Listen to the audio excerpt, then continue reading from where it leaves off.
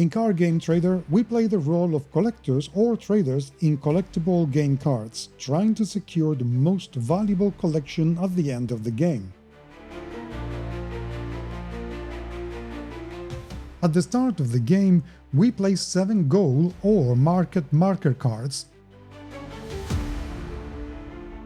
always starting with a card that has 11 copies. There is an icon to show in which position each card goes in the market, from 1 to 7.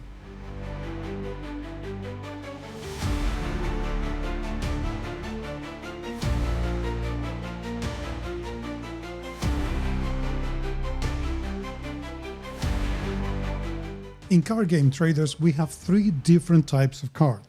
The goal marker cards determine the position of the goal cards. These cards always have the same structure.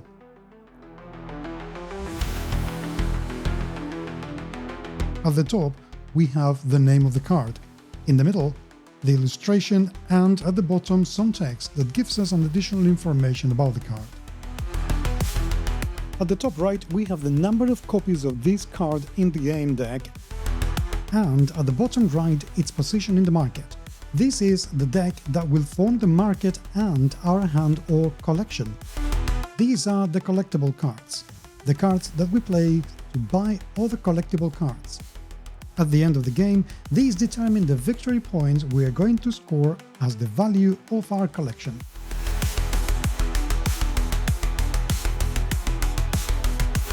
The cards all have the same structure, an illustration and the number of copies of them in the game deck. This helps us work out how many copies there are left to play.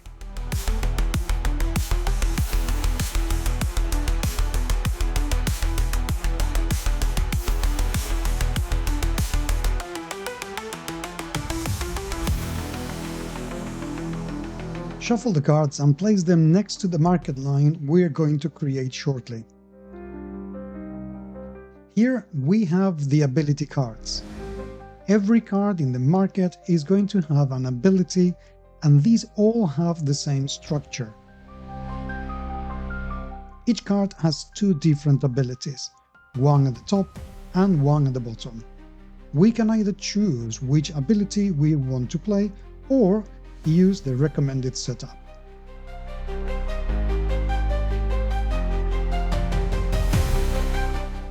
There are 3 types of skill, which are shown by the icons at the top of the card.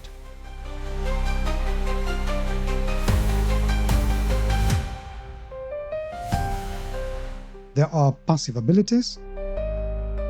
They have an effect for the entire game. Active abilities that take effect when a card is played on the market.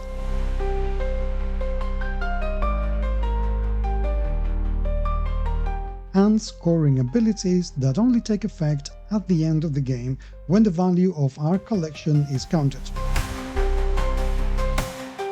We have some abilities that modify the value of cards.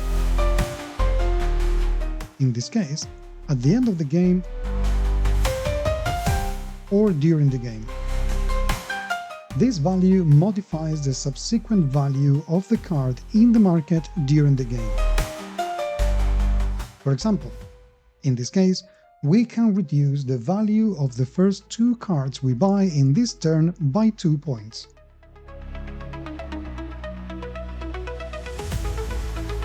There are cards that allow us to exchange a card in our collection with a card in the market,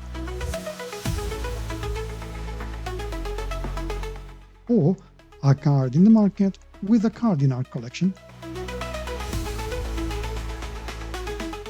There are cards that allow us to see an opponent's collection. Choose a card from the market and discard it, thus lowering its value. Even cards that allow us to copy abilities from other cards. There are numerous ways to use the ability cards.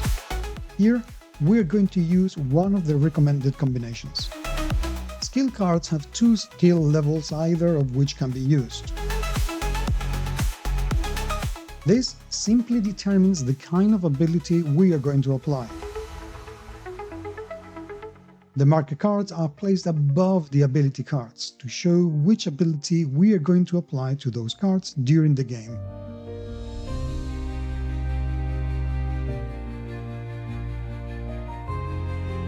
And then we have a small penalty which is given to the first player. At the end of the game, they will have a 3-point deduction from their total score. Once we have the market ready, we can create the market line. First, 6 collectible cards are revealed.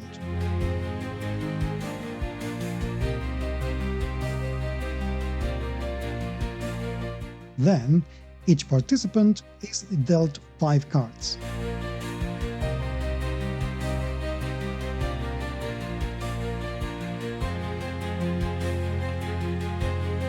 From the cards that we have received, choose one to pass to the player on the left, one to pass to the player to the right, and one card to go to the market. When all the players have decided which cards to pass on, the cards that have been passed to us form our collection.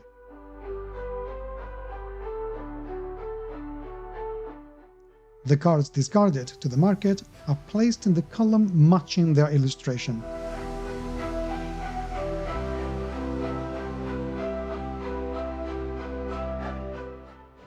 Note that each card indicates the number of that card that are in the playing deck. There are 11 copies of some cards in the playing deck, but for others there are only 5. The turn is very simple. Choose one of the cards in your hand, your collection, to play in the market. For instance, we could play the legendary Gaze Dragon. The value of the card depends on the number of cards in the column after we play it. In this case, it has a value of 4. This represents the money we will have to buy cards from the market line. Before doing so, we will have to activate the ability of that card during the game. In this case, this ability allows us to copy the ability of the card to the left or the card to the right. The choice is ours. If, for example, we were to choose the first edition Shiny Dragon card, we could swap a card from our collection with a card from the market. So we could discard the artist's representative card to the market and take a legendary Dragon Gaze into our hand. Then we can buy cards up to the value of 4 points. In this case, if we are very greedy, we could buy 1,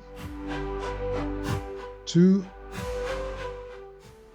and a first edition Shiny Dragon, worth 2, making a total of 4.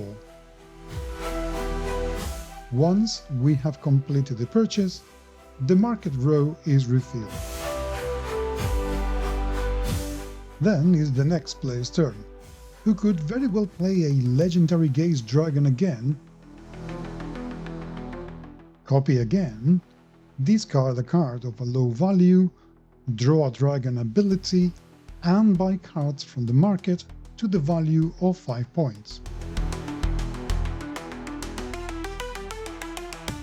The game ends when the deck is exhausted.